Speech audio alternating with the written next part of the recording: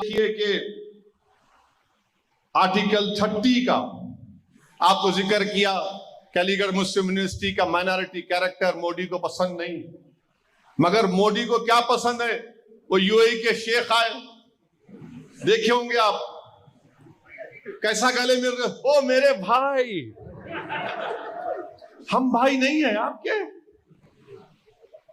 ये हबीबी, गले मिल लिए। और यहां पर ने एएमयू माइनॉरिटी नहीं है। आखिर क्यों नफरत है बीजेपी को मुसलमानों से इतनी? अरे ये पढ़ेंगे अलीगढ़ मुस्लिम यूनिवर्सिटी में, ग्रेजुएट बनेंगे, पीएचडी बनेंगे, तो किसका फायदा होगा? मुल्क का होगा ना, इस सरजमीन का होगा। अलीगढ़ पहले से एक माइनॉरिटी इंस्टीट्यूशन है और ये अलीगढ़ मुस्लिम यूनिवर्सिटी से बीजेपी की नफरत, ये एएमयू से भी नफरत है और मुसलमानों से भी नफरत। मोदी नहीं चाहते कि मुसलमानों के बेटे और बेटियां तालीम याफ्ता बनकर अपने मुस्तकबिल के फैसले करें। ये पसंद नहीं करते कि आप काबिल और आगे बढ़ते जाएं। इसीलिए आप देखते हैं कि हमारे तरक्की के मौक़ों को बंद करने के लिए पूरी कोशिशें की जा रही हैं। हमारी रियासत तेलंगाना में 81% मुसलमान 14 बैकवर्ड क्लास की कम्युनिटी में आते हैं। तेलंगाना में 81% 88%। फिर सुधीर कमीशन ने यह भी लिखा, क्या लिखा कि Muslim backward class Hindu backward class से पसमानदा है। उन्होंने यह भी लिखा कि सिर्फ तेलंगाना में 13% मुस्लिम बैकवर्ड क्लास 10th क्लास मुकम्मल करते हैं %।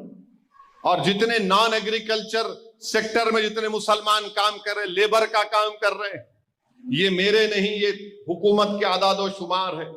तो ये बताने का मकसद क्या है? हिस्सेदारी चाहिए मुसलमानों को, समाजी इंसाफ चाहिए मुसलमानों को।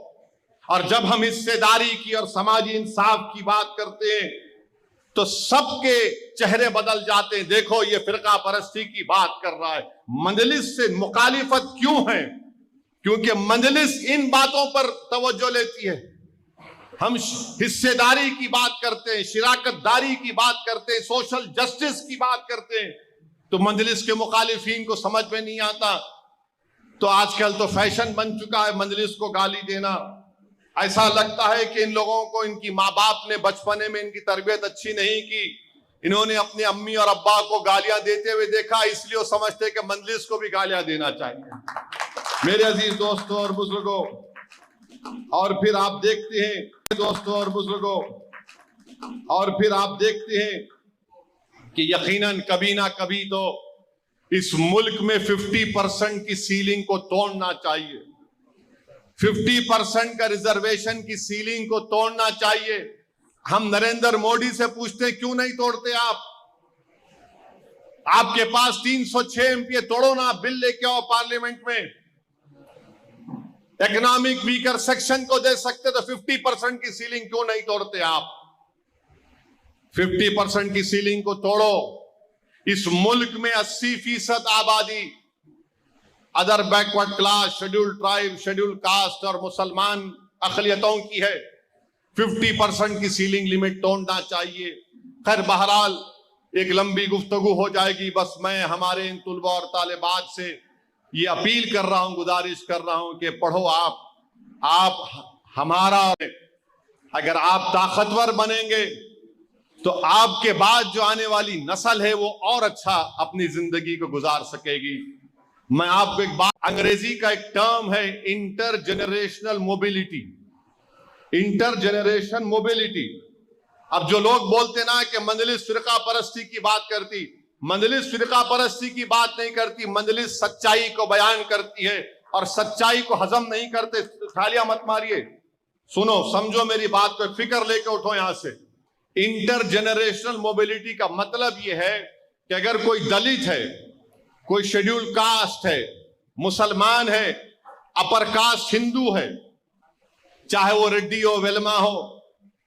टीआरएस की हुकूमत थी तो वेलमा खुश थे, अब कांग्रेस हुकूमत आई तो रेड्डी खुश है, वो अलग बहस है, वो भी सच्चाई है। तो अब ये तमाम लोग हैं। इंटरजेनरेशनल मोबिलिटी का मतलब क्या है कि इन तमाम तबकात में इनके दादा अगर 100 रुपये कमाते थे, इनके दादा अगर 100 रुपये कमाते थे तो उनका पोतरा आज 125 रुपये कमा रहा है। इनके दादा अगर 100 रुपये कमाते थे तो उनका पोतरा आज 125 रुपये कमा रहा है। और किसका पोतरा 100 रुपये भी नहीं कमा रहा? मुसलमानों का।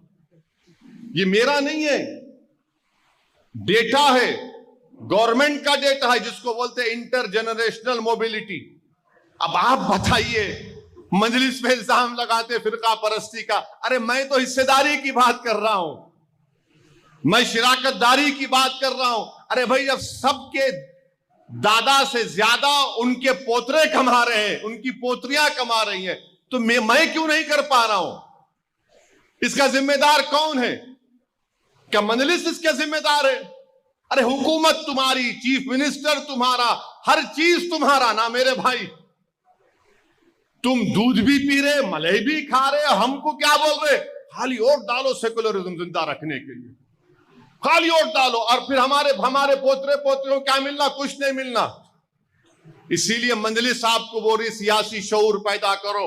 याद रखो, इस वतन अजीज में अगर आप कमजोर दलित, ट्राइब और मुसलमान तरक्की करना चाहते हैं, बगैर सियासी ताकत हासिल करे कुछ नहीं मिलने वाला है, कुछ नहीं मिलने वाला है आपको। अगर आपको मेरी बात सच्चाई नजर आ रही तो सोचो उसके लिए। और मैं इन तुलबा और तालिबात से अपील कर रहा हूं, मेरी इन बातों पर गौर करो, अमल करो, मगर पहले आप 10th के एग्जाम की तैयारी करो। और इन बच्चे और बच्चियों के माँ बाप से कह रहा हूं कि 10th का एग्जाम कब से शुरू हो रहा? हाँ,